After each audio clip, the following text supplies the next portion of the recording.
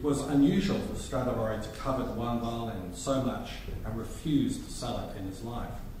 Some details of the construction are also irregular.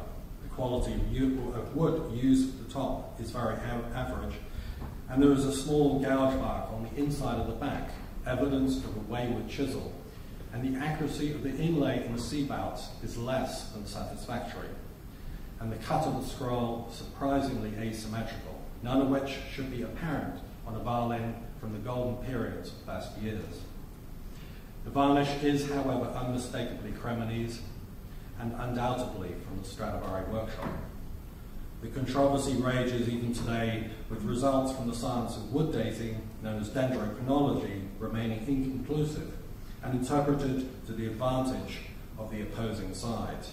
As with the Holy Shroud of Turin, the debate over authenticity will continue for many generations.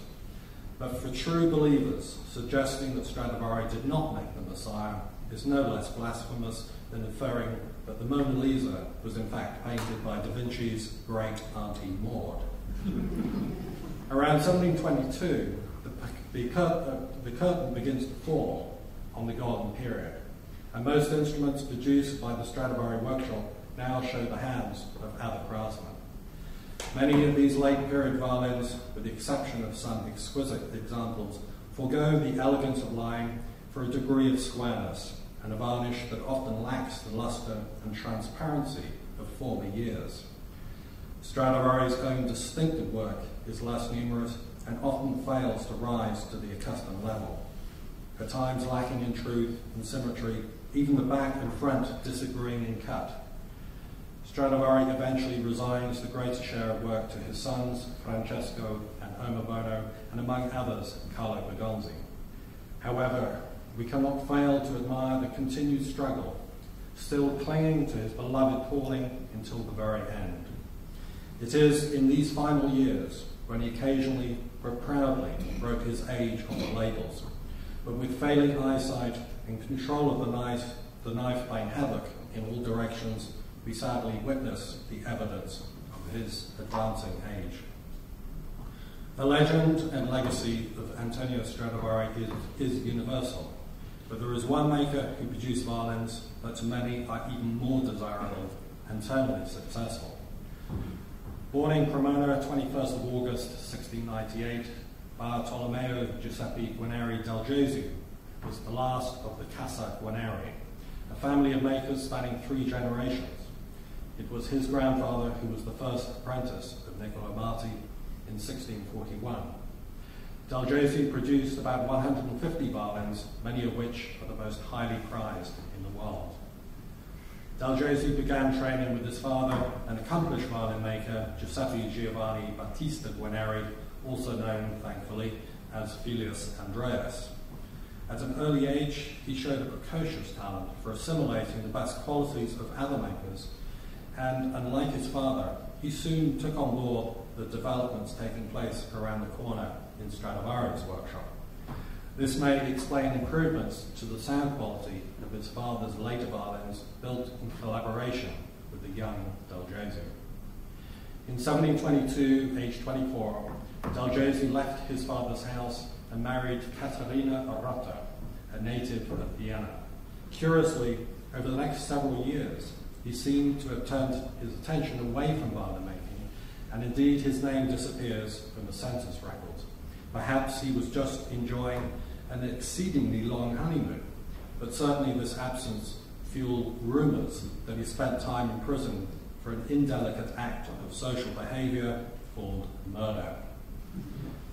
By the late 1720s, he had certainly returned to his calling, and now, as an independent man, embarked upon a remarkable 20-year period of creativity, producing some of the most exceptional sounding and visually enigmatic violins ever made, considered in their own right to be masterpieces of Italian art.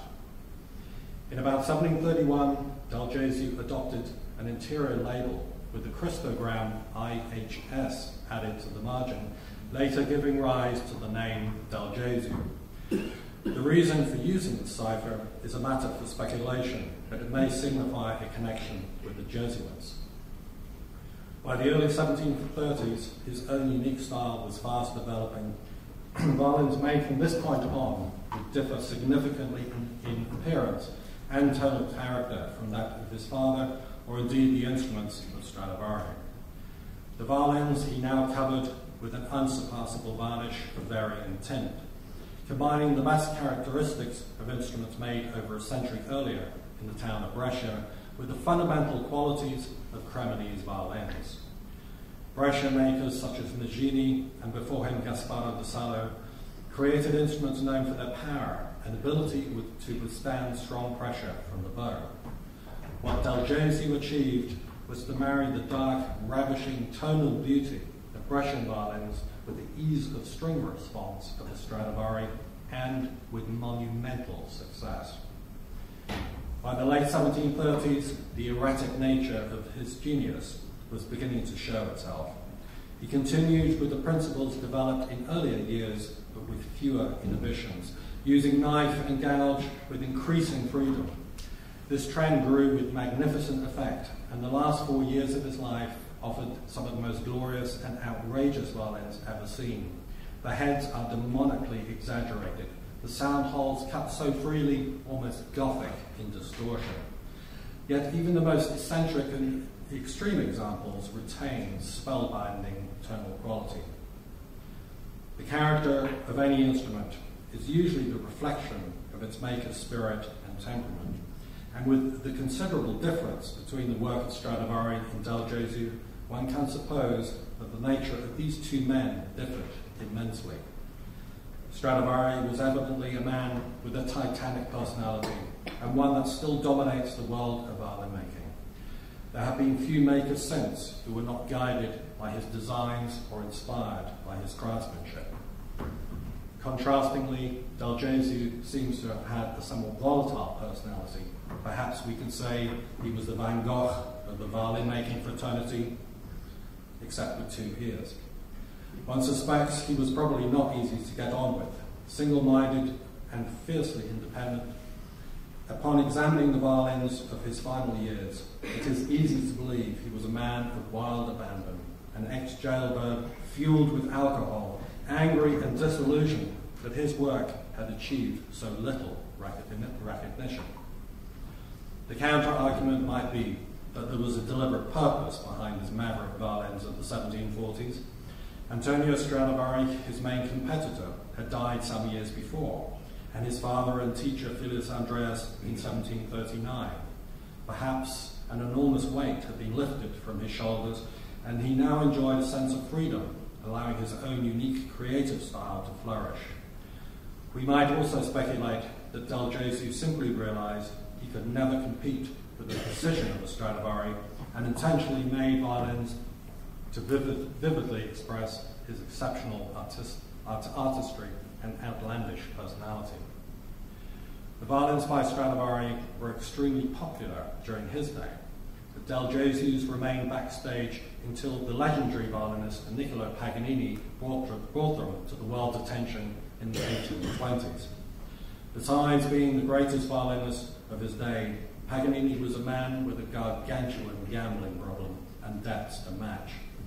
It is said that he sold all his violins to meet creditor demands, but was fortunate to have been lent at Del Gesu by a Swiss collector, Monsieur Levron.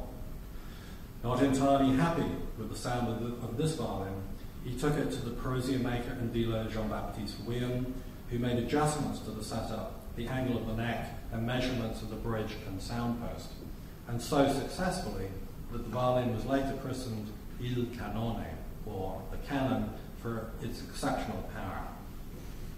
With Paganini now touring Europe with the cannon under his chin, Del Gesu's violins were at last granted the acclaim they so justly deserved. For the top violin soloist, the choice between a Stradivari and a Del Gesu is often determined by the individual style of playing.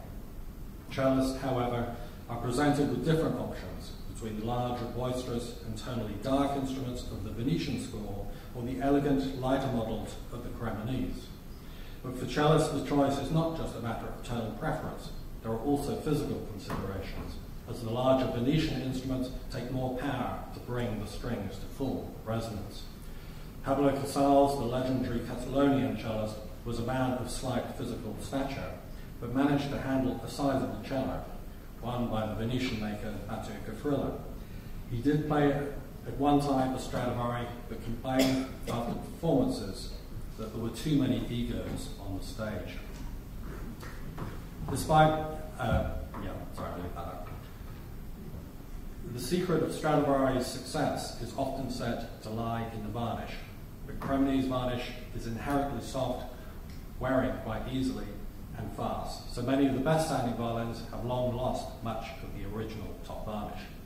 So the idea that the wonderful sound comes from this substance does not make a convincing argument.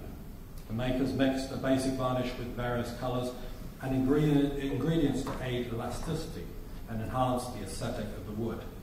But if there is one important secret lost, it would be the grounding, the first part of the varnishing process. How the wood is prepared before the top varnish is applied is vital to the aesthetic, but also to the sound.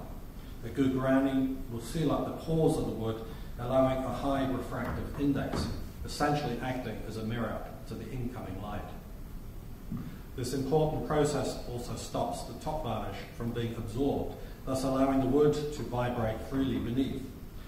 The Cremonese evidently used a variety of substances and for different reasons, to harden the wood for better resonance, for example, and chemicals that advertently or inadvertently deterred the appetite and subsequent damage from insects and worms attempting to lunch out on million-dollar violins. The body, head and sides of the violin are made from maple, but the top is from pine or Italian spruce. And it is this wood that allows us to date the violins quite accurately using dendrochronology. As mentioned earlier, dendrochronology is the study of tree ring dating, which originated at the beginning of the 20th century. The narrow, dark rings in pine are the slow winter growth, and the lighter, wider parts, the faster summer growth. Each region of forest has its own varying climate, and therefore trees from a specific area have a unique fingerprint, so the rings can be read like a barcode. It is possible, more or less, to determine by cross-referencing data the age of the tree when it was cut down.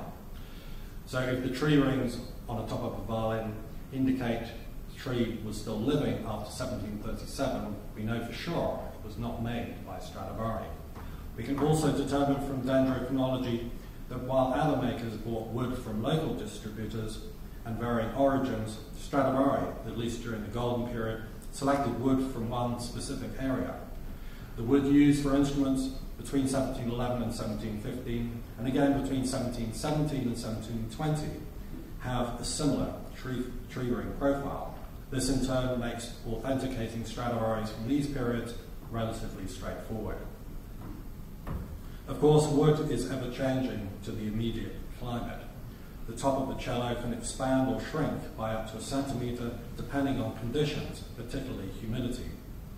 Makers of today try to use pine wood that has been seasoned for several decades to aid stability, but we know again from dendrochronology that Stradivari used relatively fresh wood, in some cases from trees felled only 8 or 10 years before. An instrument will usually improve in tone over the centuries through oxidization of the wood as the lignum naturally dries out. But there is no doubt that the sound of an instrument develops significantly if it is played by a fine musician. For this reason, the violin makers of today are always keen to find the best musicians to play their newly constructed instruments. So it can be said that violins do exponentially develop and tonally improve in the hands of accomplished players, and inevitably the instruments of Stradivari and Gesu have benefited in so many ways from being the chosen instruments of the world's top soloists. About 100 Gesu violins and some 600 violins, violas and cellos by Stradivari survive today, standing as a monument to their génie. It is difficult to estimate how many have been lost to the destructive hand of time, and if many more were lost from one period than another. In arriving at an estimate, it is tempting to apply a Darwinian theory, the survival of the fittest. As Stradivari's career developed, so did the quality of instruments improve. Desirable not only to musicians, but to the very best, to the connoisseurs, the aristocracy, and wealthy who had the financial means to properly maintain the instruments and thus secure their survival. Conversely, however, the mansions, palaces, and castles, where the finer instruments often resided, were the favoured buildings on which warring armies to train their cannons. Swine feel no compunction when they tread on pearls. At a guess, Stradivari and his assistants constructed in the region of 1,100 instruments in total, and one could logically argue that during the last 100 years, the instruments that suffered the lowest attrition rate are the ones that appealed most to musicians and collectors alike, namely those of the Golden Period. However, the falling bonds of 2 world wars offered no such prejudice.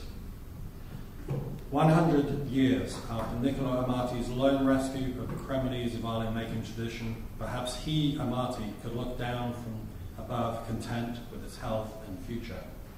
Although Stradivari was in his twilight years, Francesco and Omobono were carrying the artistic torch for the family.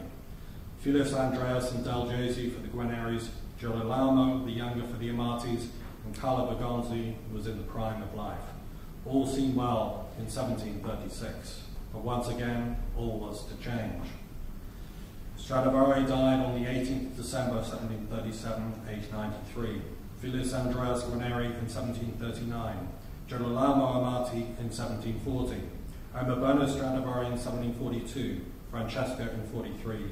Del Gesu in 44. And Carlo Bergonzi in 47. Within just 10 years, all were dead, and the great art of Cremonese violin making was lost, but this time, apparently, forever.